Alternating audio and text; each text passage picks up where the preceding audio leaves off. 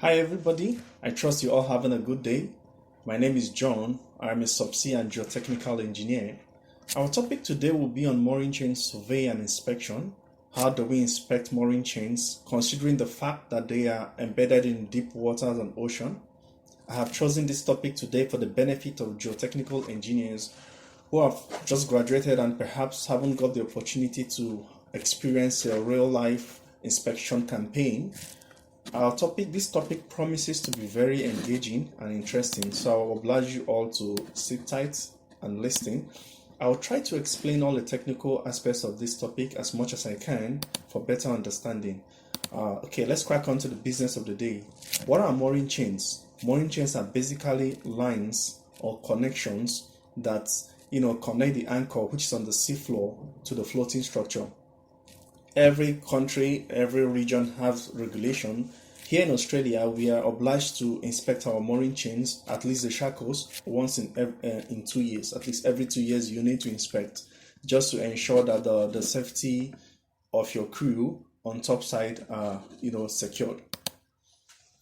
Okay, now we have two types of mooring lines. Specifically, we have the mooring chains, which I just talked about, and we have the composite lines. The mooring chains, which is the picture on my left, it's like a chain connected to a turret or to the body of the ship or the vessel.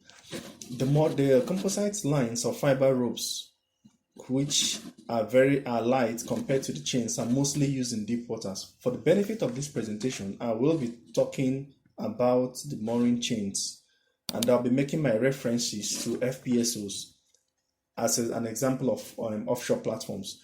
Why FPSOs? Because most platforms around us here are FPSOs, so I'll be using that as a good example. Now, mooring chains come in different configurations. We've got the catenary mooring, the taut mooring. I'm not going to bother you with the details of this aspect. What the most important thing is, whichever configuration it comes in, we need to inspect. So we'll just go straight to how this activities is executed. A typical FPSO mooring configuration will come in 4 directions, like the east, the north, the west, the south.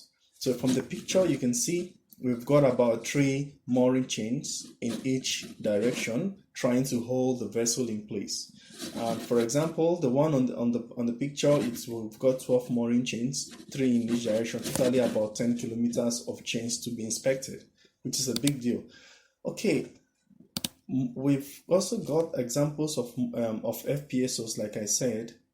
We've got the FPSO Bonga on the right, and we've got the Gina on the left. In a short while, we'll be looking at how the question is, why do we need to inspect, and what are we looking out for during an actual inspection activity?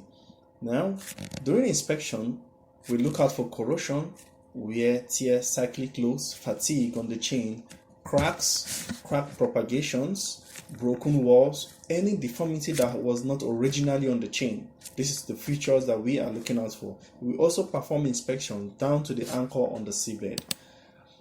Now, if you look at the pictures on the screen from the left to the right, you can see worn links, bent links, gouged links, stretched links. These are some of the conditions that are not favorable for the chains, and when we find them, then we need to do an actual maintenance routine. Now, in this presentation, I have segmented the inspection activities into 3, just for better understanding. The object at the top represents the vessel, the red line represents the mooring chains, the blue box below represents the anchor on the seabed.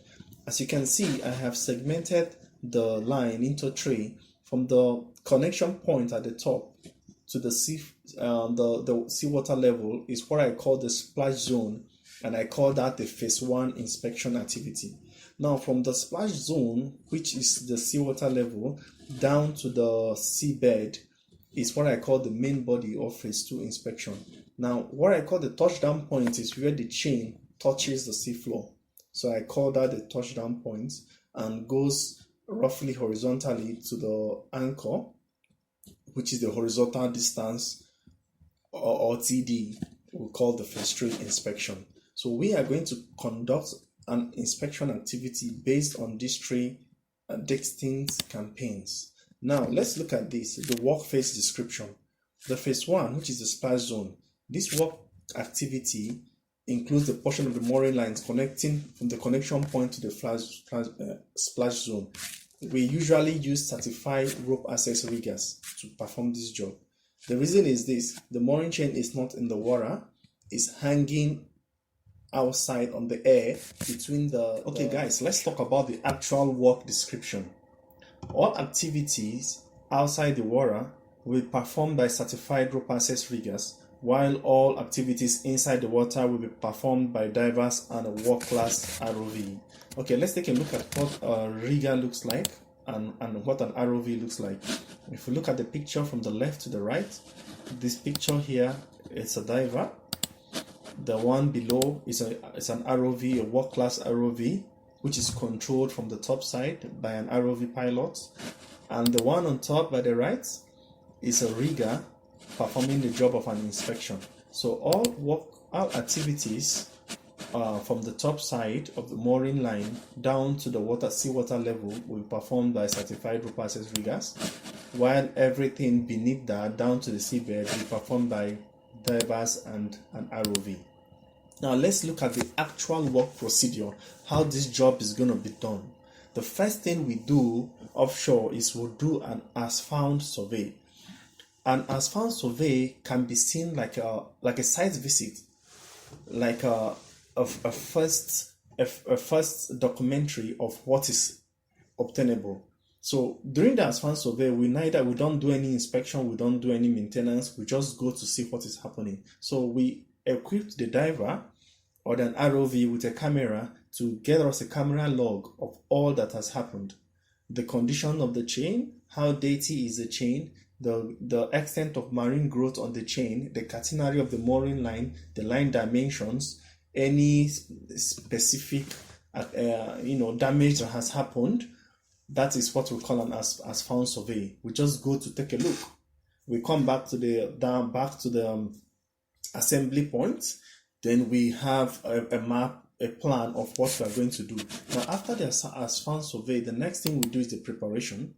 We prepare the mooring chain. I specifically took a picture of this mooring chain from an FPSO. As you can see, the mooring chain is already corroding and it's embedded in a tube, something like a hole, a tube, to protect the mooring chain.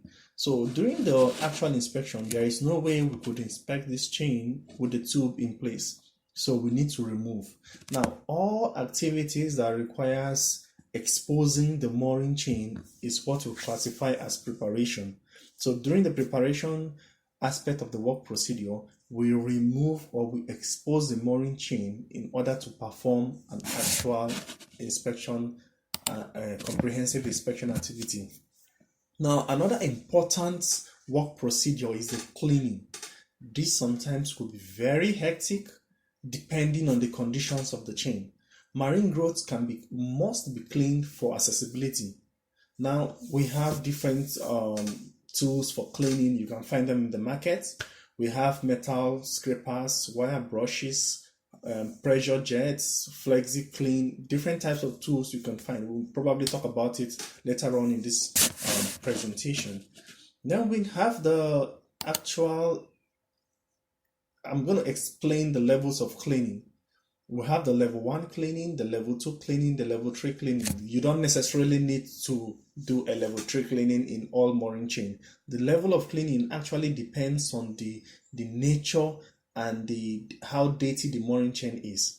If you're going to do a level 1 cleaning, that means the mooring chain is probably frequently inspected and the marine growth is soft. You just need to loosely remove the marine growth, so you don't need to do a very detailed cleaning. If you're going to do a level 2 cleaning, that means you're beginning to have hard marine growth and deposits on the walls of the chain links. Now, if you're going to do a level 3 cleaning, that's a serious issue because you will need to scrape, you will need to remove coatings, probably sometimes concrete materials on the body of the chain. So level 3 cleaning is a detailed type of cleaning. Now, during the cleaning activity, we're still going to do the cleaning in two campaigns. The first campaign, like I said, will be done by certified rope access riggers, while the second campaign will be done by divers and an ROV. The certified rope access diggers will do all the cleaning above or clean on the chains above the seawater level, while the divers and the ROV will clean the chains below the seawater level. Now let's take a look at these pictures. You can see these cleaning activities going on the picture. From the top right, you can see the water jetting using pressurized water to remove the date on the chain. Spraying pressurized water on this chain. The picture below is an ROV mechanically cleaning the chain, and you can see cleaning equipment attached, which is being controlled by an ROV here, cleaning the chain all the way to topside. Now you see a flexi cleaner, a very interesting technology, I must tell you. I just found it recently on the internet, and a wire brush below, which is manually operated by a diver. Okay, let's look at the inspection activity. How do we inspect? What do we inspect? What do we look out for during inspections? Marine growths can be cleaned for accessibility for detailed measurement. What it means is this: we are inspecting it to measure. So after cleaning, we need to inspect, then we need to begin measuring. So during the inspection activity, we also map out the links we want to inspect, which I'm going to talk about shortly. Okay. When inspecting, we look out for these 7 detailed features on the chain. We look out for bent links, for corrosions. When you see corrosion, you're likely going to know because the color of the chain is going to be, turning into an iron, a rusted color, So when you see corrosion, you should be easily identify that. Then you look at sharp gouges. You look at loose studs. If the chain links are beginning to get loosened, these are a factor that the chain is beginning to, that fatigue is setting in and the chain is beginning to fail. Now we look at the cracks. Have we seen any cracks on the chains? We look at the worn areas and we look out for elongation. Remember, the chain have a specified diameter during when it was installed, when it was new. Now, what is the elongation? It was 5 millimeters before, now it's 5.5 millimeters, meaning that it has elongated, it has added some elongation, which means the chain is fading. Okay, now let's look at the inspection, what we call the CVI, a close visual inspection. So we've got the GVI, a general visual inspection, and a close visual inspection. Now, during the close visual inspection, remember we've got 12 long chains holding this vessel in place. Now look at this picture. Look at this picture on the right. I have come up with this diagram just to explain this, to see if we can get it better. Now, these chains are long and the number of links on each chain are in thousands. You could have 5,000 links just on one chain. Imagine having 5,000 links on one chain and you have the same 5,000 all on the 12 chains and you want to inspect all of them. This is very difficult. Sometimes it's not just possible to inspect all the links. So while inspecting, what we do is we select one chain from a cluster of chains. We have 3 clusters in each direction, so we select just one chain to inspect. The philosophy behind selecting one chain is that whatever that has happened to one chain is probably have happened to the rest of the chain because the rate of corrosion is the same, considering the fact that all the chains are located within the same water body. Now, this idea is only obtainable, and I repeat, is only obtainable if there were no issues or records of accidents that happened in some particular area of the chain. So if there are no issues of issues of accidents, there are no records of that, then you can use this. Otherwise, you need to do a detailed inspection. Now, when you select a chain, or each one from the various clusters of the chains, you still have a number of chain links. Remember, thousands of chain links make up one chain. So you still have a number of chain links to inspect. So what we do is we select certain chain links from each chain. So we can select one from the very top, another from the middle, another one from close to the seabed, another at the top side, another at the touchdown point. At the end of the day, we may have 5 to 10 links to inspect in each chain. So you see how we streamline the inspection from 12 chains to 4 chains, and from 4 chains to just a certain number of links, chain links. So we don't have to inspect the entire chain links. Now this is what this picture is trying to tell us. Okay, now after selecting these chain links, which is the actual inspection activity, then we move on to measure. We actually need a detailed measurement to be able to come up with a report and say this is the current condition of the chain. Okay, during the measurement, what we look out for is the diameter, the intergrip dimensions, the pitting corrosions, the bends, the width of the chain, any evidence of damage, like we've just discussed, the bends, the gouges, the elongations, and the rest of them. And during the measurement, we still need to use 2 campaigns, like I've said it before. First campaign, a certified rope access rigger that was going to measure all the chains above the water, and an ROV and a divers that's going to measure all the chains below the water. Now, let's take a look at an actual measurement. You see the picture below is showing us an optical chain caliper doing an actual measurement of a chain operating by either a diver or an ROV.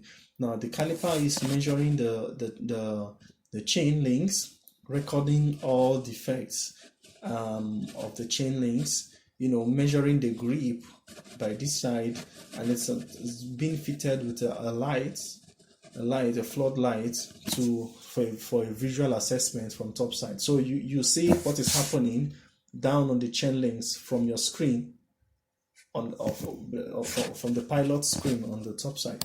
Okay, now let's look at this measuring equipment, which is called a 3D video. A HG 3D video is a new technology that an ROV uses to measure without actually touching the chain.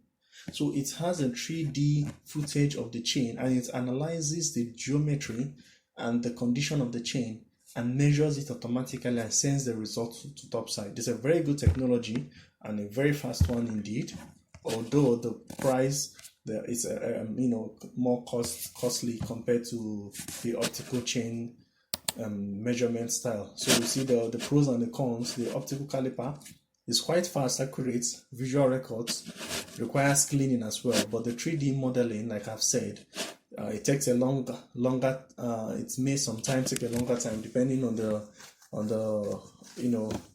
chain, but it's highly accurate and the full geometry is gotten. Now while we measure and we begin we see that the chain is corroding, we don't just discard the chain. We compare the results from the IACS requirements and make sure that if the result is still within the IACS requirements, then we are fine. But if the result is already out of the requirement, then we need to do something drastically. So what it means is that there is an acceptable limit that between this point to this point, you can still use this chain. But when the chain has corroded below this point, then you need to change the chain. So that is what this requirement is telling us about. Now, this requirement is not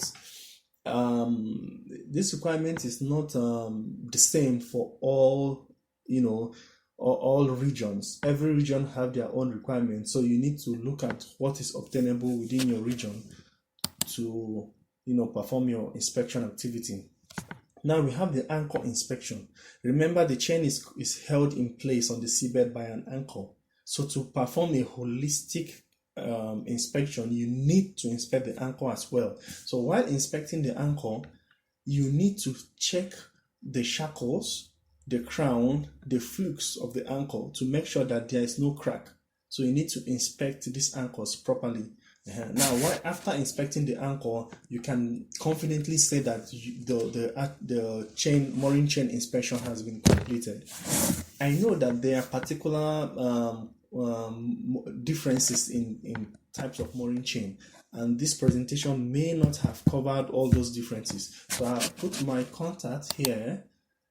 If you have further questions on a particular challenge you are facing, feel free to send me a mail on john.okoli@outlook.com, or you can hook me up on LinkedIn. My LinkedIn ID is John Okoli.